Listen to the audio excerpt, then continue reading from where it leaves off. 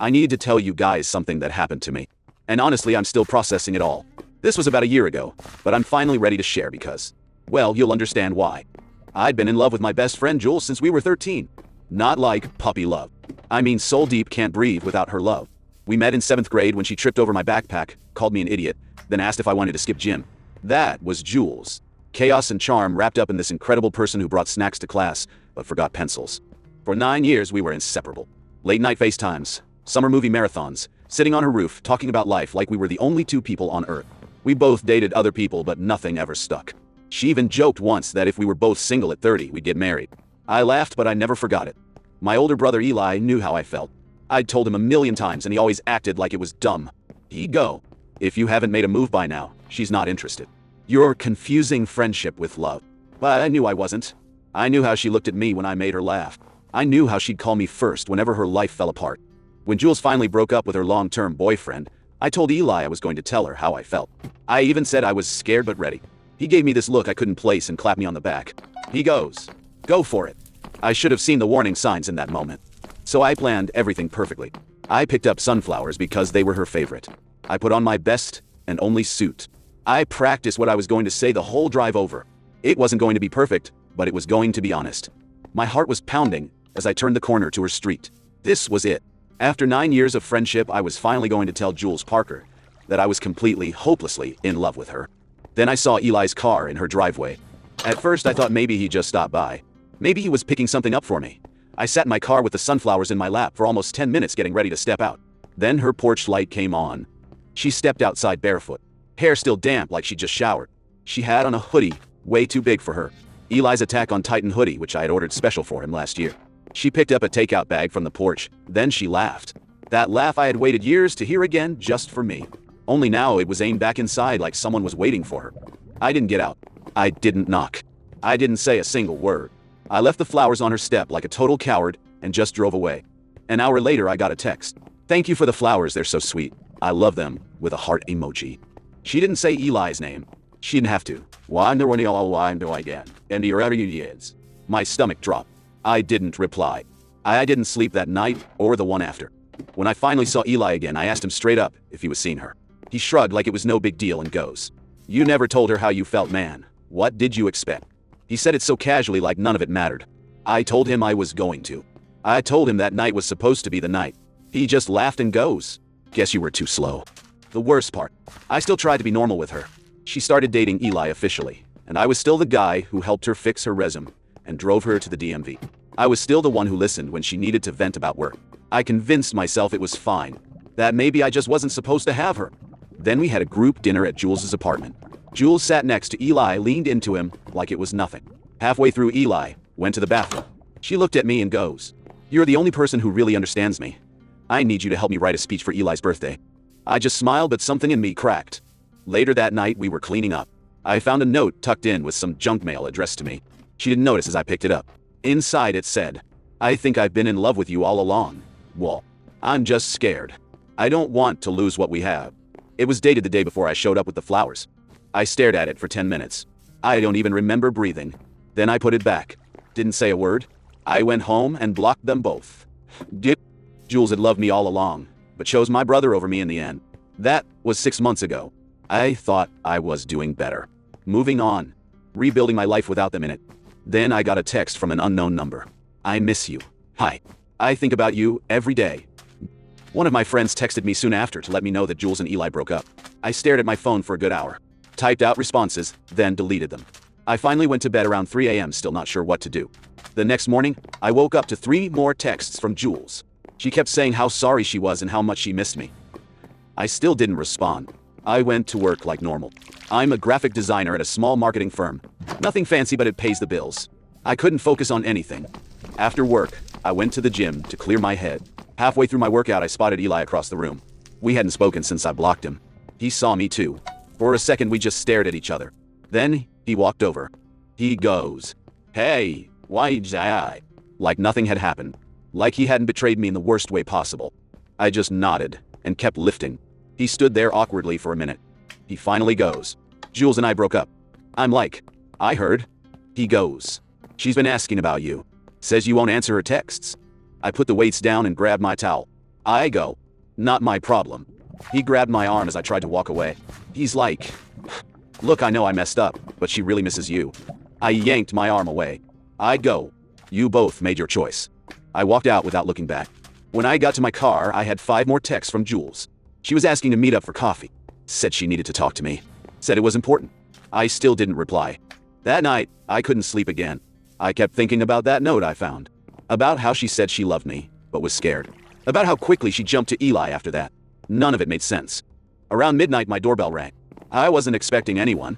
I looked through the peephole and saw Jules standing there hugging herself in the cold. She looked like she'd been crying. I almost didn't open the door, but some part of me still cared, I guess. I go, what are you doing here? She looked up at me with those eyes that always got me. She goes, you wouldn't answer my texts. I'm like, it's midnight, Jules. She goes, I know. I'm sorry. I just really need to talk to you. I sighed and stepped aside. She walked in and looked around my apartment. I'd moved since the last time she was over. Got a new place after everything happened. Needed a fresh start. She goes, nice place. I didn't respond. I just stood there with my arms crossed, waiting for her to say whatever she came to say. She sat down on my couch without being invited. Classic Jules died by. Always making herself at home wherever she went. I stayed standing. She finally goes, Eli and I broke up. I made a mistake. A huge mistake. I didn't say anything. I'd imagined this moment so many times over the past 6 months. Her coming back saying she was wrong. But now that it was happening, I felt nothing. Or maybe not nothing. Just numb. I go, did you mean it? The note. Did you mean it? She looked confused for a second, then her eyes widened. She goes, you found that? I nodded. She goes, yes. I meant it. I'm like, I was going to give it to you that night. But then Eli showed up and I go, and what? I finally sat down, but on the chair across from her, not next to her on the couch. She goes, he told me how you felt about me. Said you'd been in love with me for years, but were too scared to say anything. Said you'd probably never make a move. I felt my jaw tighten. I go, and, ew. She's like, and I got scared. I thought about what would happen if we tried, and it didn't work out. I'd lose my best friend. So when he kissed me, I don't know. It seemed safer. I laughed. I couldn't help it. I go, safer, Bill. You chose my brother because it was safer. She winced. She goes, I know how it sounds. I'm like, do you? Do. Because it sounds like you knew how I felt. Knew how you felt. And still chose him. She looked down at her hands. She goes, I know I messed up, but I'm here now. I got up and paced around my living room. The whole situation felt surreal. 6 months of silence, and now she was sitting on my couch like she had a right to be there. I go, why now, Jules? What changed? She wiped at her eyes. She goes, I missed you.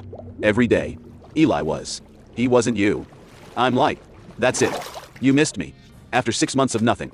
She goes, I tried to call you. I texted. You blocked me. I go, yeah. After finding out you chose my brother over me, even though you supposedly loved me. Do you have any idea what that did to me? She stood up and took a step toward me. She goes, I made a mistake. People make mistakes. I took a step back. I go, this wasn't forgetting to return a book. You knew how I felt. You felt the same way. And you still chose Eli. She's like, I was confused. I was scared. She was crying now. She goes, can we get coffee tomorrow? Talk this through properly. Please. I wanted to say no. I really did. But some part of me, the part that had loved her since we were 13, couldn't do it. I go, find a TL. Coffee. That's it. The next morning, I was exhausted. Dark circles under my eyes. I almost texted to cancel, but something pulled me toward this meeting. We met at our old spot. This little cafe with chipped blue mugs where the barista always remembered our orders. I got there first and grabbed a table in the back. She showed up 10 minutes late, which was actually early for Jules. She goes, hey, what? I'm like, hey, bye. I'd already ordered my usual black coffee. She ordered her complicated latte with extra everything. Caramel whipped cream, extra shot cinnamon on top. Some things never changed. We sat in awkward silence until her drink arrived. This had never happened before. We'd never run out of things to say to each other. She finally goes, so, wondering your rod, Belmont, we spanned ride. How have you been? I almost laughed. I go, how have I been? After my best friend and my brother got together behind my back. Just great, Jules. Living the dream. She flinched. She goes, I deserve that.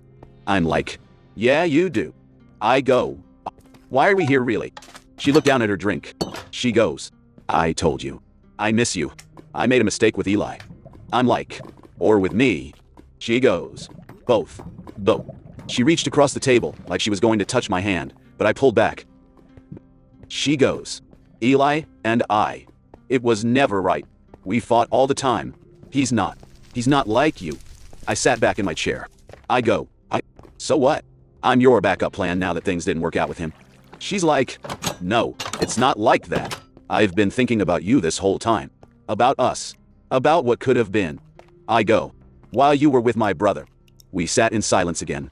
I watched her stir her latte, adding even more sugar. She finally goes, do you and Eli still talk? I frowned. I'm like, what? What? She goes, I was just wondering if you and Eli still talk. After everything. Something felt off. The question seemed loaded. I go, I blocked him too, remember? Haven't spoken to him since that night. She nodded too quickly. She goes, right. Of course. I need closure, you know. With both of you. And there it was. The real reason for this meeting. The realization hit me like a punch to the gut. I go, you don't miss me, do you? You miss being chosen. Her eyes widened. She's like, what? No, that's not. I go, you're here because Eli dumped you, and now you're trying to make sure you don't lose me too. You don't want me, Jules. You just don't want to be alone. She goes, that's not fair. She was crying again. I go, maybe you do miss me, but not the way I need you to. I dropped some cash on the table and walked out without looking back.